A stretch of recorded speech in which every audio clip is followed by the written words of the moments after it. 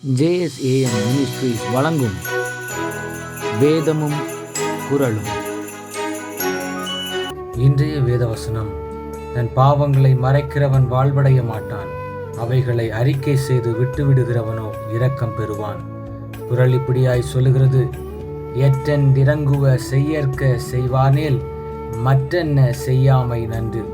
இதனுடைய விளக்கம் என்னவெனில், பிறகு நினைத்து வருந்துவதற்கு காரணமான செயல்களை செய்யக்கூடாது. ஒரு கால் தவறி செய்தாலும் மீண்டும் அத்தன்மையானவற்றை செய்யாதிருத்தல் நல்லது. வேதவசனம் இப்படியாய் சொல்கிறது, நாயானது தான் கக்கினதை தின்னும்படி திரும்புவது போல மூடனும் தன் மூடத்தனத்திற்கு திரும்புகிறான்.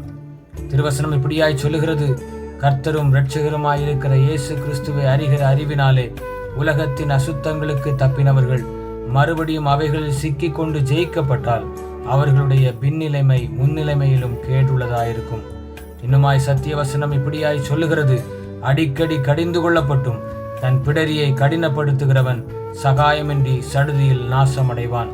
இன்னுமாய் சங்கீதக்காரனாகிய தாவீது இப்படியாய் சொல்லுகிறார், துணிகரமான பாவங்களுக்கு உமது அடியேனை விலக்கி காரும், அவைகள் என்னை ஆண்டு கொள்ள ஒட்டாதிரும், அப்பொழுது நான் உத்தமனாகி பெரும் பாதகத்துக்கு நீங்களாயிருப்பேன்.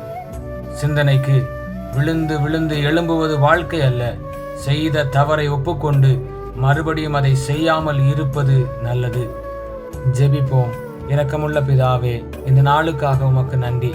செய்த தவறையே மறுபடியும் செய்து உம்மை வேதனைப்படுத்தாமலும் பாவங்களை மறைக்காமலும் அதை அறிக்கை செய்து விட்டுவிட்டு இரக்கத்தை பெற்றுக்கொள்ள எங்களுக்கு கிருபை தாரும்.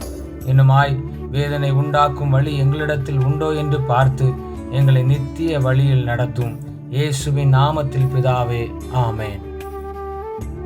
இந்த நாள் இனிய நாளாக அமைய வாழ்த்துக்கள்.